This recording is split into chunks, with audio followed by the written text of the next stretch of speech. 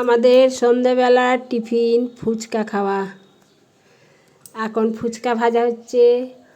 আমার রিনা দিদি ফুচকা ভাজছে, ঘরেই ফুচকা ভাজা হচ্ছে। দেখো দেখো কি সুন্দর হয়েছে ফুচকাগুলো, একদম রসগোল্লার মতো ফুলেছে।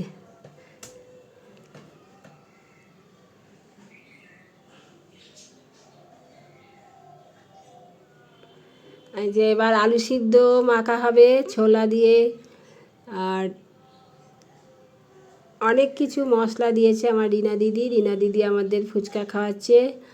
আর এই যে সোনালি দিদি আলু সিদ্ধ মাখলো। এবার আলু সিদ্ধ মেখে টক জল দিয়ে ফুচকা খাওয়া হয়ে গেছে। এখন আমরা সবাই বলছি একটু দই দিয়ে ফুচকা খাবো। এখন দই ফুচকা খাওয়া হবে। এই যে শসাও কাটা হয়ে গেছে। ফুচকাটা আমাদের খুব সুন্দর হয়েছে, আর গন্ধরাজ লেবু দিয়ে টক জল হয়েছে।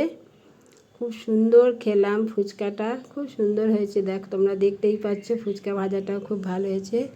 কেমন লাগলো ভিডিওটা কমেন্ট করে জানাও।